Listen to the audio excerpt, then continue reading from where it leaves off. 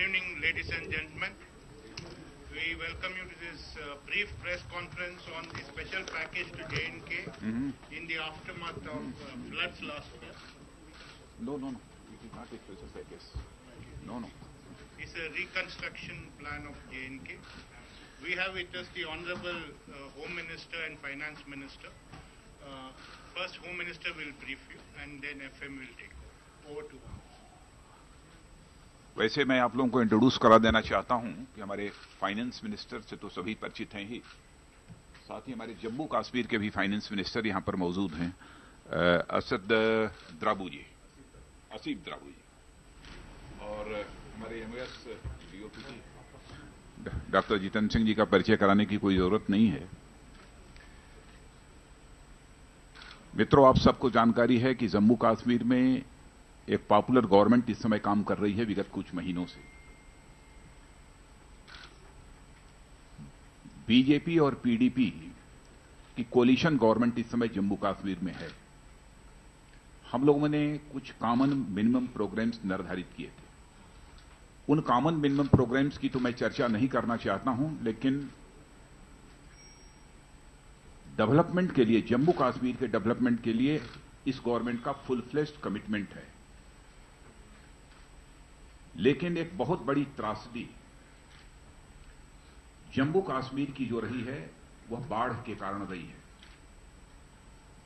जन और धन दोनों की क्षति हुई है जम्मू कश्मीर में। लेकिन हमारे प्रधानमंत्री जी ने उसका तुरंत संज्ञान लिया। मैं तो गया ही, तुरंत उसके दूसरे दिन प्रधानमंत्री जी भी जम्मू कश्मीर में फ्लड सिचुएशन का जायजा लेने के लिए पहुंचे थे और वहां पर उन्होंने कुछ घोषणाएं की थी। वह घोषणाएं सारी पूरी हो चुकी हैं। मैं यह जानकारी देना चाहता हूं कि उस समय एसडीआरएफ और एनडीआरएफ से लगभग 1602 करोड़ रुपए जम्मू कश्मीर को दिए गए थे रिलीफ और रिहेबिलिटेशन के लिए, और साथ ही साथ 762 करोड़ अमाउंट और भी दिया गया था जम्मू कश्मीर। प्रधानमंत्री जी ने 1000 करोड़ रुपए की घोषणा की थी।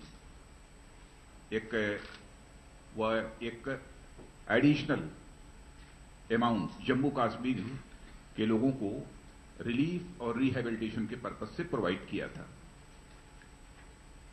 लेकिन हम यह मानते हैं कि वह पर्याप्त नहीं है, क्योंकि बड़ी संख्या में वहां पर कच्चे मकान तो गिरे ही थे, पक्के मकान भी धराशायी हुए थे।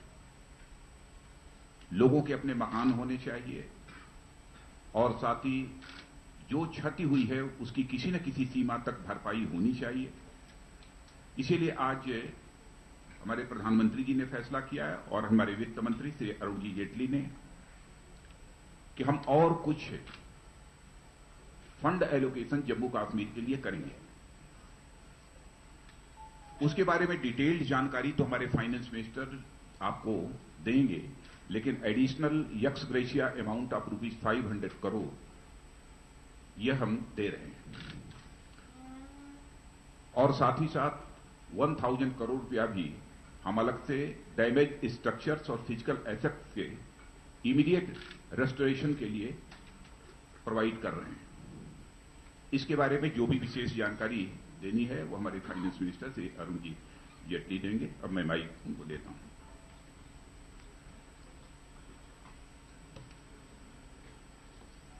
गृहमंत्री जी ने ये जो कहा कि जम्मू कश्मीर, लेह और लद्दाख, कारगिल, इन क्षेत्रों के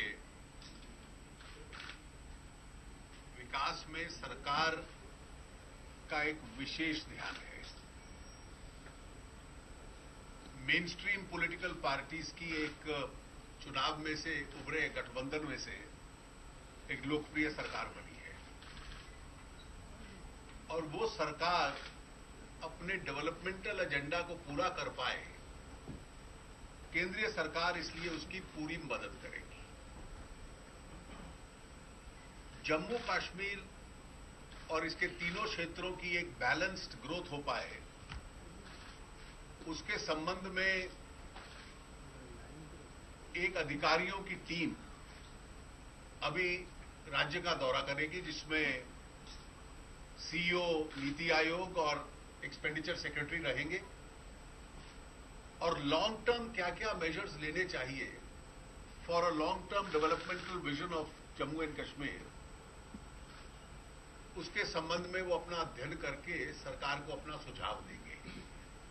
और इसलिए जो बड़े सुझाव उनके आएंगे उसके संबंध में विचार बाद में सरकार करेगी। लेकिन वो हमारी एक बहुत बड़ी प्राथमिकता है, और इस वक्त अगर मैं कहूं कि उस पर काम हो रहा है, दैट्स वर्क इन प्रोग्रेस। पिछले साल जो फ्लड्स आए थे, जिससे लगभग सभी रीजन बहुत एडवर्सली प्रभावित हुए, इसमें मैं ब्रॉड हेड्स बता देता हूं आपको। प्राइम मिनिस्टर रिलीफ फंड से उस वक्त 770 करोड़ दिए गए थे। एसडीआरएफ, एनडीआरएफ से 1602 करोड़ रुपया दिया गया। Special project assistance 1000 crore prime minister जब वहां गए थे उन्होंने उसकी घोषणा की थी। इसके अलावा अभी जम्मू श्रीनगर हाईवे का मरम्मत है, उस रिपेयर्स हैं उन एरियाज की जो फ्लड से डैमेज हुए। एक बहुत बड़ी स्टेट में रिक्वायरमेंट है कि बीपीएल प्राइजेस पे एडिशनल फूड ग्रेन उस स्टेट को दिया जाए, जिसको भी हम लोगों ने मंजूर किया है। जो कच्चे हाउसेस थे और छोटे घर थे लोगों के, जिसमें प्रायः गरीब लोग रहते हैं और सामान्य लोग रहते हैं, जो डैमेज हुए पार्टली या फुल्ली, ऐसे 75,000 घरों को दोबारा रीबिल्ड करने के लिए एक ग्रांट है। और क्योंकि टूरिज्म स्टेट की मेन स्ट्रीम है और आजकल तो अच्छा टूरिज्म सीजन चल रहा है, तो टूरिज्म प्रोजेक्ट्स को जो नुकसान हुआ वो, और जो 12 टूरिज्म प्लेसेस हैं उसके लिए एक स्पेशल ग्रांट।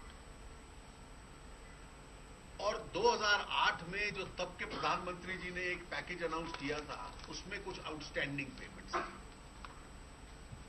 वो मिलाकर इस सब के संबंध में एक डिटेल नोट अभी प्रेस ब्रीफिंग के बाद आपको दे दिया जाएगा। मतलब कुल मिलाकर पिछले साल 2602 करोड़ रुपया ऑलरेडी रिलीज हुआ है, और इसके अलावा इस वर्ष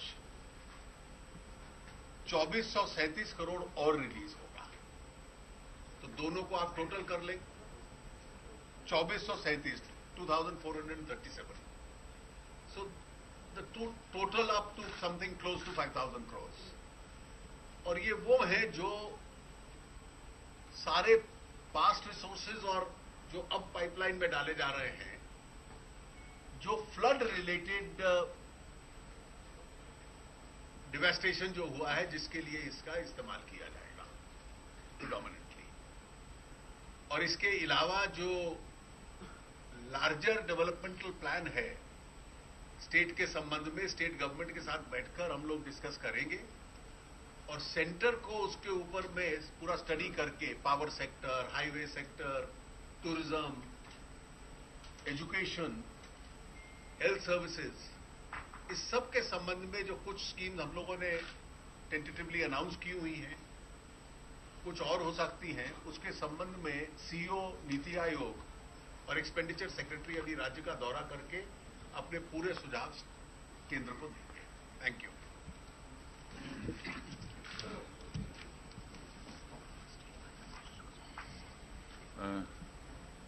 कुछ द्रौपदी,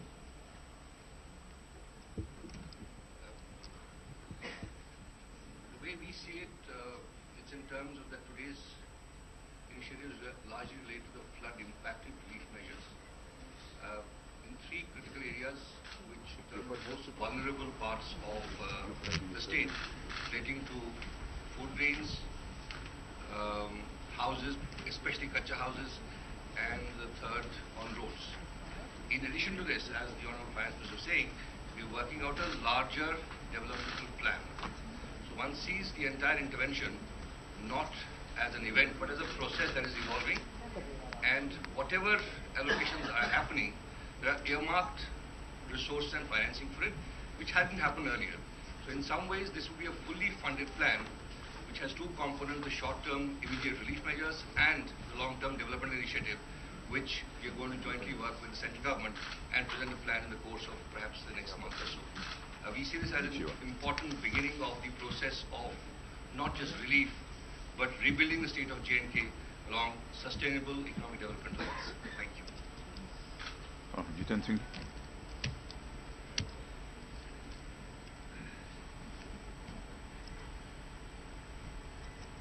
मित्रों, आदरणीय गृह मंत्री जी ने और आदरणीय वित्त मंत्री जी ने विस्तार में सब कुछ कह दिया है, इसमें कुछ जोड़ने को नहीं रह गया। परंतु जैसे कि कहा जा रहा है कि पिछले एक वर्ष में जिस प्रकार के घटनाक्रम से प्रदेश जम्मू कश्मीर गुजरा है और वहां पर बाढ़ की भी स्थिति रही, ये इतिहास में अपने में एक अद्भुत उदाहरण है कि जिस दिन वहां पर बाढ़ आई उसके 2 दिन के भीतर ही आदरणीय प्रधानमंत्री जी, आदरणीय गृह मंत्री जी स्वयं वहां उपस्थित थे। यदि आप पिछला सितंबर 1 से जो घटनाक्रम आरंभ हुआ देखेंगे तो 3-4 सितंबर को वहां पर बाढ़ जरा प्रकोप ज्यादा देखने को आया। 6 तारीख को गृह मंत्री जी वहां थे, उन्होंने स्वयं वहां का दौरा किया और जो अभी बताया गया कि एसडीआरएफ का 1100 करोड़ रुपया जो प्रदेश के हिस्से में था वो देने का उन्होंने वहां पे ही घोषणा की ऑन दी स्पॉट। उसके अगले ही दिन 7 सितंबर को प्रधानमंत्री जी स्वयं वहां थे। प्रधानमंत्री जी ने वहां न केवल स्वयं व्यक्तिगत तौर पर जायजा लिया बल्कि 1000 करोड़ रुपए की घोषणा की। उसके बाद एक बहुत बड़ी महत्वपूर्ण बात जो हुई है और हमें गर्व है ये कहने में कि दीपावली के दिन फिर से पुनः प्रधानमंत्री जी वहां पहुंचे हैं। तो 23 अक्टूबर को बाढ़ पीड़ितों के बीच प्रधानमंत्री जी आदरणीय श्री नरेंद्र मोदी जी ने पहले सेना दल के कुछ लोगों के साथ सुबह का समय बिताया और शाम को वो कश्मीर घाटी में रहे और वहां पर उन्होंने 745 करोड़ रुपए की घोषणा की, जिसमें मकानों इत्यादि के लिए जो आपको आदरणीय वित्त मंत्री जी ने आंकड़े दे दिए हैं उसके अंतर्गत आ जाते हैं। उसमें 75 करोड़ रुपया विशेषकर मकानों की मरम्मत के लिए था और उसके अतिरिक्त जो अनकहा जितनी भी स्कूलों की पाठशालाओं की किताबों का खर्चा था वो फ्री देने की भी घोषणा की गई और इसके अतिरिक्त वहां पर टेंट, कंबल इत्यादि का।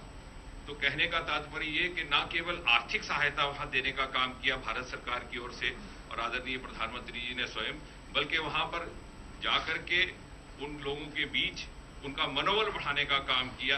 ये अपने में एक बहुत बड़ी ऐतिहासिक बात है जो मुझे लगता है विश्व में किसी भी देश में देखने को नहीं मिली। धन्यवाद। ये मैंने कहा फाइनेंस के बारे में बात हो गई, लेकिन किसी भी स्टेट अथवा किसी भी कंट्री की डेवलपमेंट की पहली शर्त होती है कि एक सिक्योर और पीसफुल इन्वायरमेंट होना चाहिए। तो जम्मू कश्मीर के बारे में मैं कहना चाहूंगा कि वहां की सिक्योरिटी सिचुएशन में काफी इंप्रूवमेंट हुआ है और लेवल ऑफ वायलेंस इसमें भी काफी डिक्लाइन है। और इतना ही नहीं, मैं कह सकता हूं कि टेरर इंसिडेंट्स इसमें भी 25% का फॉल इधर हुआ है। यह केवल आपकी जानकारी के लिए मैं बतला रहा हूं। माने डेवलपमेंट के लिए जैसा माहौल होना चाहिए वैसा माहौल धीरे धीरे जम्मू कश्मीर में तेजी के साथ बन रहा है। One by one. Yeah, you can start. My question is to the finance minister. Jaitley साहब, आप वित्त मंत्री के साथ साथ IND मिनिस्टर भी हैं और जब भी सरकार समस्या में होती है या संकट में होती है, आप संकट मोचक के तौर पे सीधे फ्रंट से बैट करते हैं। सवाल ये उठ रहा है कि विदेश मंत्री इतने आरोपों में घिरी, इतना बवाल मचा, राजनाथ सिंह से लेकर तमाम मंत्री डिफेंस में आए, क्यों अरुण जेटली वित्त मंत्री सुषमा स्वराज के डिफेंस में अब तक नहीं बोले? देखिए, मैं स्पष्ट कर दूं कि सारे आरोप जो लगाए गए हैं बेबुनियाद हैं। उनका वक्तव्य और पार्टी अध्यक्ष का बयान कि उन्होंने जो किया अच्छी नीयत के साथ किया, शी एक्टेड बोना फाइडे, सारी सरकार और सारी पार्टी उसमें एक मत की है, इसमें किसी को संदेह ना रहे। सर, एक सवाल और उठता कि जिस तरीके से ये कहा जा रहा है कि सुषमा स्वराज ने अकेले ये फैसला लिया या फिर पूरी सरकार पे ये फैसला था मदद करने का? देखिए, हमारे मंत्री जो विभाग के प्रमुख होते हैं वो इसके लिए काबिल हैं कि वो निर्णय ले लें, और सरकार के जो निर्णय होते हैं उसमें सरकार की सामूहिक जिम्मेवारी होती है। आप कह रहे हैं आस्तीन का सांप है, आस्तीन का सांप कौन है? देखिए, अगला सवाल पूछिए।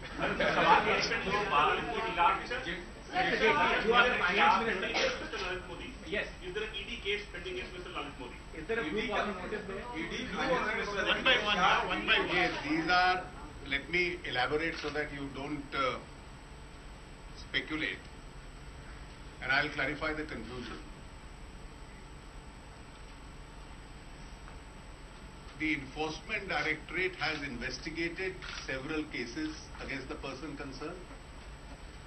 Show cause notices have been issued in a large number of them.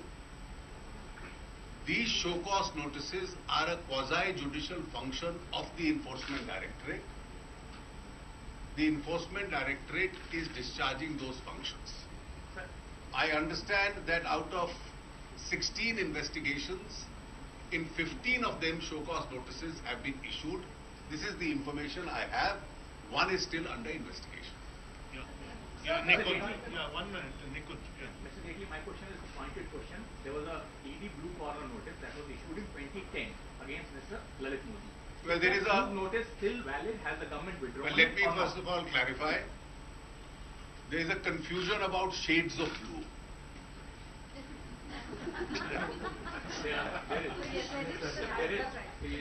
There is a procedure of a blue corner notice which is issued by Interpol.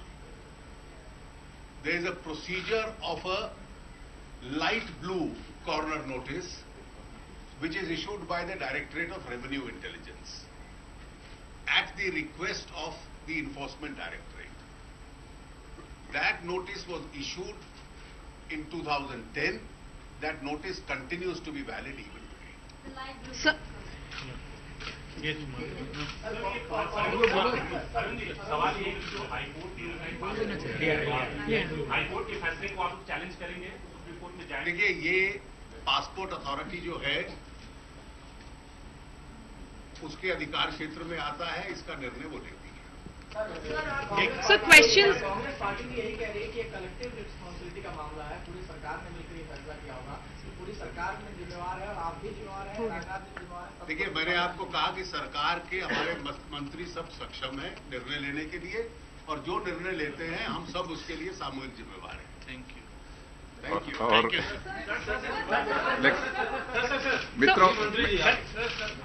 मित्रों, हमारी तरफ से एक निवेदन, ऐसा न हो कि जम्मू कश्मीर छोड़ मत देना एकदम।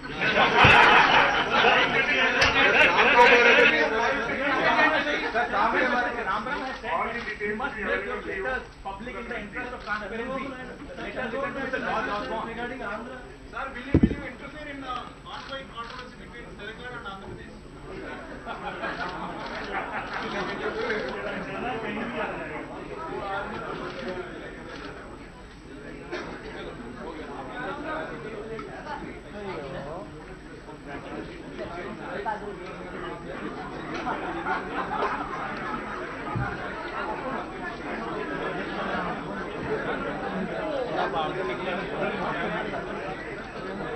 Thank you.